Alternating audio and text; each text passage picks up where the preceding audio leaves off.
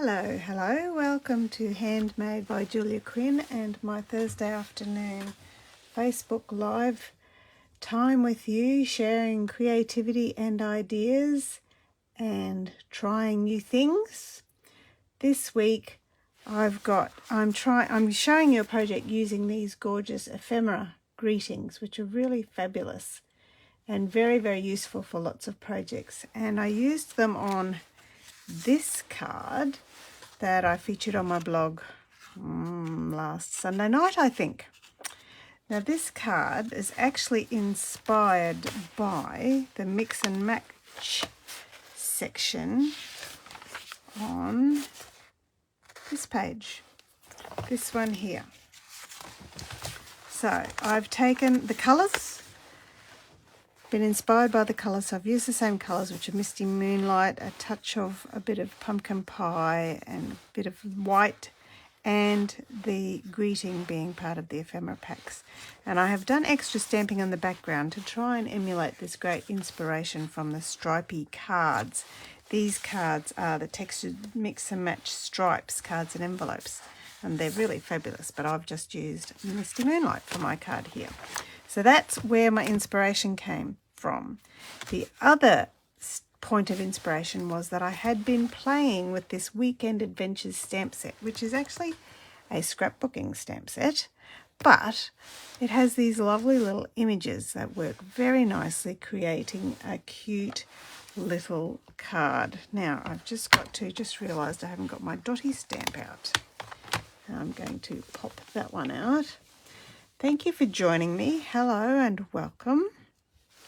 I hope you're having a nice Thursday. This is a little bit of a respite for me, actually just playing around and doing a little bit of card making today.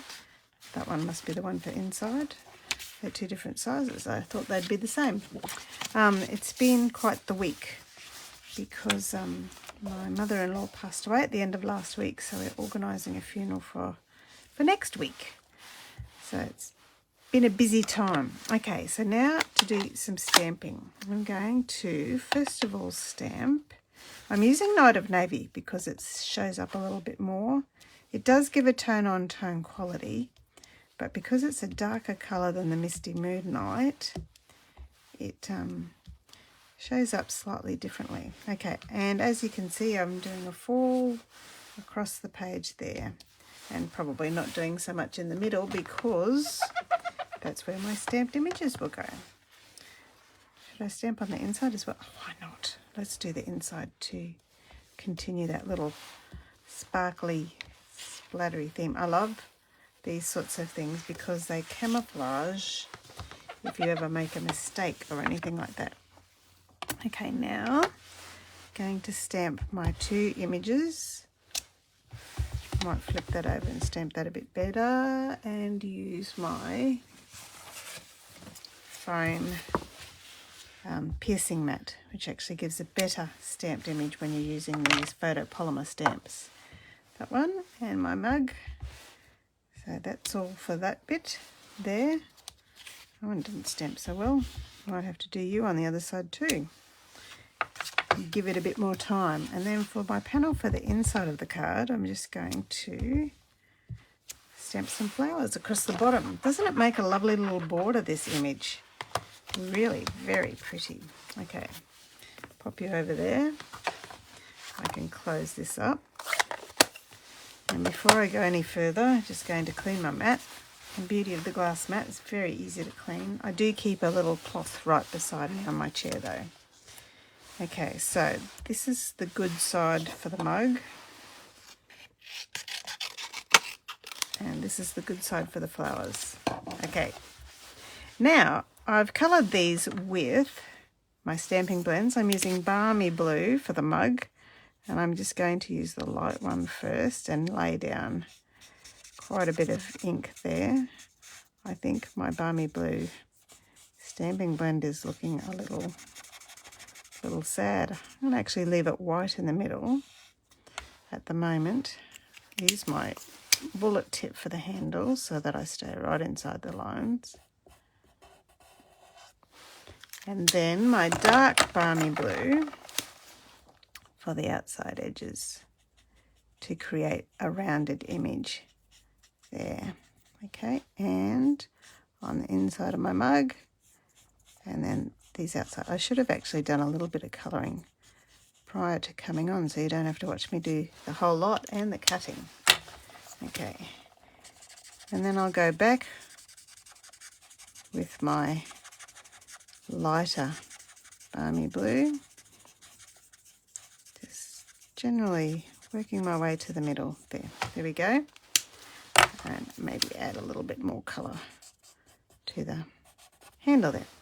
And then, to make it a bit more exciting, I'm going to add some Wink of Stella to get a sparkly mug. Okay, and once again, colouring in the direction of the mug that I want to go. So it has that rounded element, starting on the outside edges and working up to the middle. There we go. Now for my leaves, I'm using Lemon Lime Twist. That's the dark one, this is the light one, and this time I am using my bullet tip and trying to colour a little bit neater than I did with the mug, because I'm not cutting this one out. It's staying right here. So just a couple little leaves. I am not a precision colouring in person. I love, my favourite artists are the French Impressionists, and that's been that way since I studied them at high school. And I love them because they, for one, the French Impressionists began the movement of painting out in fresh air and looking at the light, colouring, how light reflects on colour when they're painting, but also because they weren't like the Romantics in blending their colours magnificently together. They allowed the eye of people to do the work of the blending and put colours beside each other. I'm not quite that dramatic, not quite that confident with colour, but I just love the effect when you go up close and look at the French Impressionists paintings like Van Gogh, Monet, Degas. There. Hello, thank you for joining me. Their work, when you look up close, is a bunch of colours, but when you stand back, it's extraordinary. The beautiful, beautiful effect you get. There we go. And I'm going to use the dark. This is Pumpkin Pie. Dark Pumpkin Pie, just to draw along those lines that the artist has given me and continue that effect. Here we go. And I'll do the same thing with these little flowers. So that's the inside of my card done. These ones, whoops, use a bullet tip. I've got fine work to do. Someone has said, and I've noticed, that when you're colouring on your glass mat, you seem to get more intense colour. Our cardstock is polished white cardstock, which is great for colouring with your Stampin' Blends because the alcohol sits on the top a little bit longer, giving you a bit more colouring time.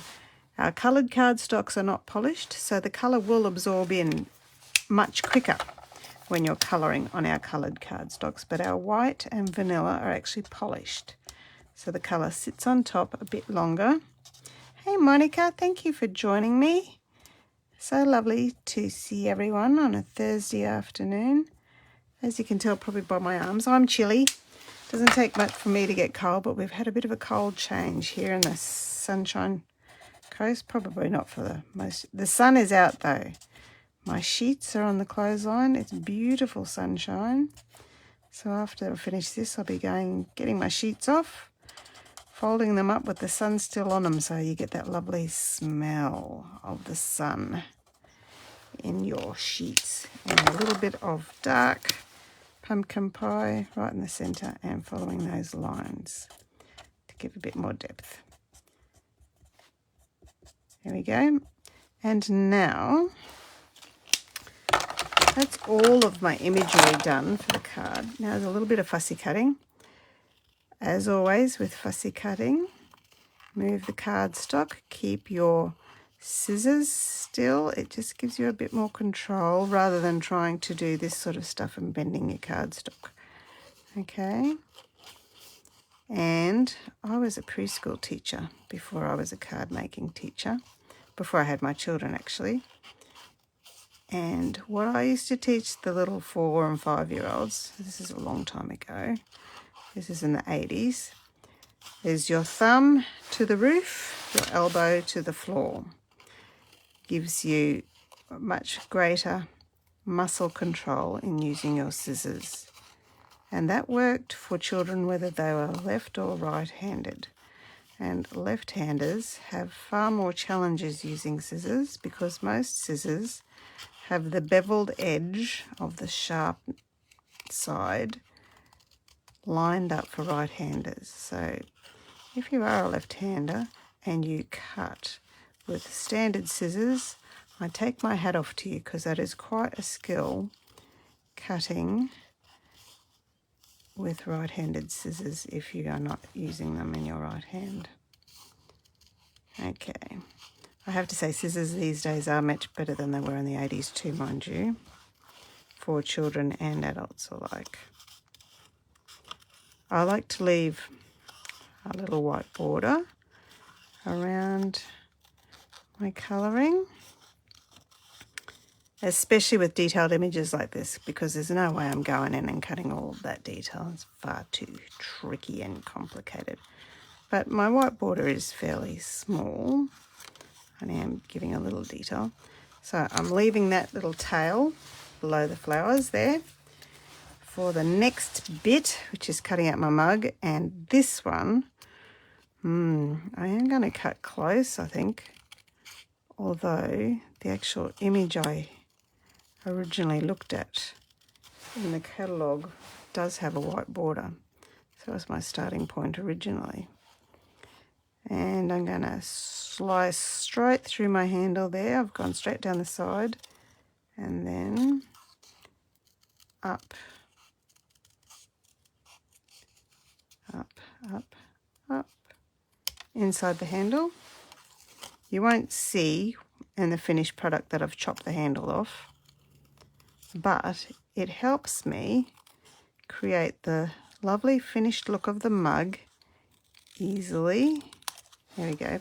And I'm also going to slice across the inside label, inside edge rim of my, not all the way across, because then, oops, got a little bit there. Hang on. Then I'm going to pop my flowers inside and then I'll stick that together. Get a little bit here. Stick them together like that. Oh, you can see all my mistakes on the back. And pop a dimensional right over the top of all that. And that holds my flowers inside my mug. And you would think that I was very precise with my craft knife and shoved that in there, but no, that was not me. And my little handle is going to overlap that just a twidge and put another dimensional right there to hold that in place. Here we go. And more dimensionals. Can I fit one up here? Here we go. There's our image for the front of our card. All done, and no one would ever know I hacked the cup to pieces to make it easy for myself to put it together. Okay. There we are. Pop that in the middle. Oh, it's a little bit crooked. Doesn't matter. It can be crooked. And let's choose. The fun thing about these words is you can choose all sorts of things. There's lots of different occasions. Happy holidays, you did it. Oh, happy day. Let's see what oh, happy day looks like. My previous one had best wishes. I'm thinking I probably do like the white better. And I could do just a note. Oh, I've got two sheets together at the same time, as you can probably see. Just a note, like that one. Or could go back to the best wishes again. And I'll choose my bit to put the best wishes on. So I could put my best wishes over here. My little handle has fallen off there from behind there. So if I stick that over the top and put my just a note there, no one will ever know it's not doing the thing that I want it to do. Okay. So I'm going to stick that one on with my seal. And put that over here to camouflage my handle that has fallen out of my cleverly placed dimensional, obviously not cleverly enough. And put my little panel on the inside, and there, I'm done. Just a note, a card I can use for any occasion, and best wishes. A card I can also use for any occasion, with a sweet little border of flowers that are so summery, springy on the inside of the card. So I can use them for any occasion. That's using the Weekend Adventures stamp set, so a scrapbooking stamp set that can be used to make pretty cards, and inspired by the mix and match imagery in the catalogue. Hopefully you can see where the inspiration has come from when you look at the catalogue and my card there. Thank you so much for joining me, and I look forward to seeing you again next time. Bye!